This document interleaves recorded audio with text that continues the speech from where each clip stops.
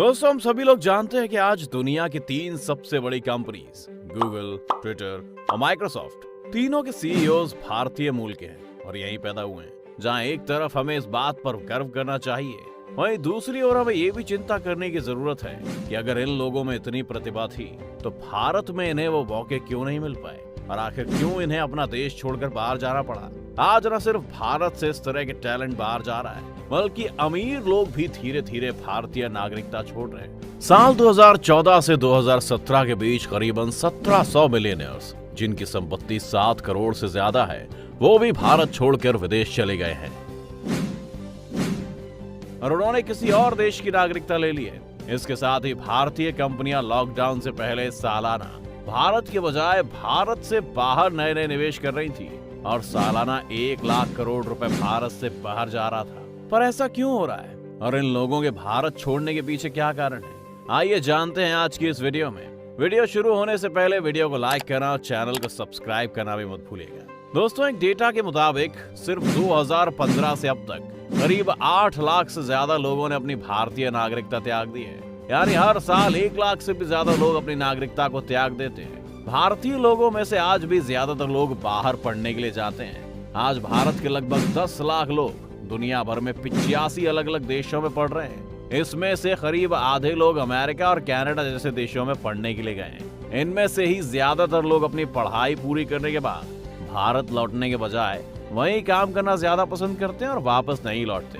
अब ये कहना तो बहुत आसान है कि भारत की शिक्षा नीति खराब है, इसलिए लोगों का बाहर जाना लाजमी है। लेकिन सिर्फ इतना कहने से ही काम नहीं चलेगा, हमें परेशानी की जड़ तक पहुंचना होगा। शिक्षा नीति में कहां सबसे ज्यादा परेशानी है, ये अंकित करना बहुत जरूरी है, वरना फिर कोई उठकर कह देगा कि भारत में आईआईटी भी तो है, जहां से पढ़ के सुंदर पिचाई गूगल के सीईओ बन गए। ये सच है कि भारत में आईआईटी जैसे संस्थान है, लेकिन भारत में जो मूलतः कमी है वो इनोवेशन और ओरिजिनल थिंकिंग की। हमें नहीं भूलना चाहिए कि जिन कंपनीज के सीईओ की हमने बात की, उनकी शुरुआत किसी अमेरिका नहीं की थी, जिसके मन में बस एक आइडिया था और उस आइडिया को लेकर अपनी जिंदगी का सबसे बड़ा रिस्क लेने के लिए तैयार था।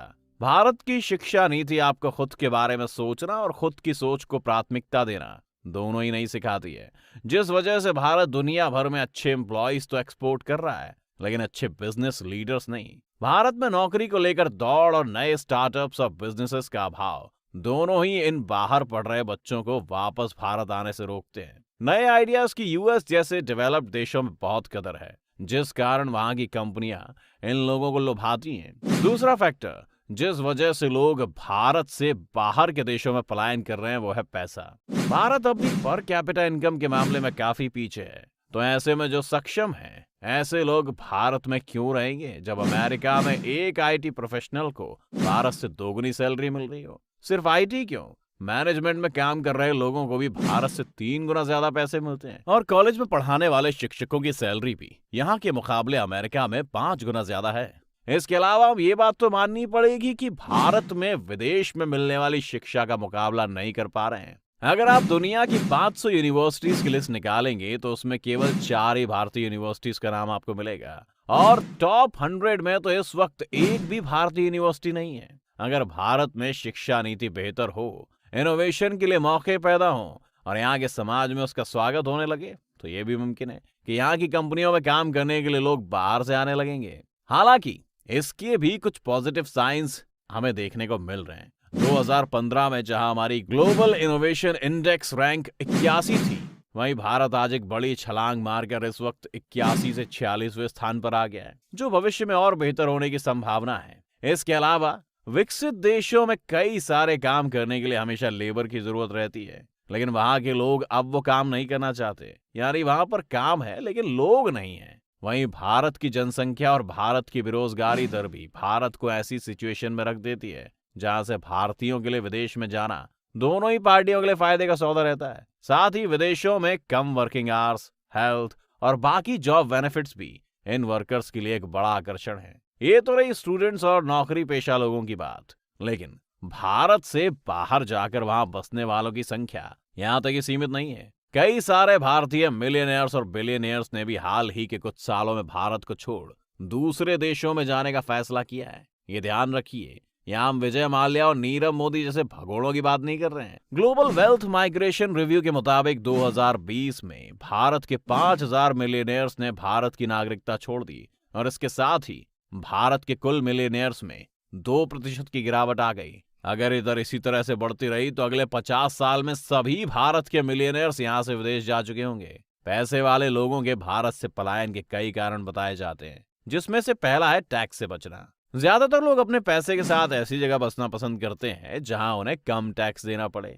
इसी में एक कड़ी ये भी जुड़कर आती है कि इस वक्त कई भारतीय बिजनेस विदेशों में एक्सपैंड कर रहे हैं और किसी और देश की नागरिकता होना इन बिजनेसेस को वहां जल्दी स्टैब्लिश होने में मदद कर सकता है। टाटा जैसी कंपनी का आज 60% रेवेन्यू इंडिया से नहीं बल्कि दुनिया के बाकी देशों से आता है। मजेदार बात तो यह है कि टाटा ग्रुप के रतन टाटा खुद भी अमेरिका में पढ़ते थे और विदेश में ही सेटल होना चाहते थे, लेकिन आखिरी वक्त पर अपनी दादी के बुलावे पर उन्हें भारत लौटना पड़ा। बिजनेस के लिए दुनिया के कई देश भारतीयों के लिए नए दरवाजे खोल रहे हैं और कई देश हमें लुभाने की भी कोशिश कर रहे हैं। सिंगापुर जैसे कई देशों में ये नियम है कि अगर आप एक तय रकम उस देश के किसी बैंक में डालते हैं तो आपसे बिना कोई सवाल किए आपको वहां की नागरिकता दे दी जाएगी। इस तरह के ऑफर्स के चलते भी भारतीय लोग इन देशों में शिफ्ट हो जाते हैं। बिजनेस के अलावा अमीर लोगों के दूसरे देशों में जाने का कारण लाइफस्टाइल और हेल्थ से रिलेटेड भी है।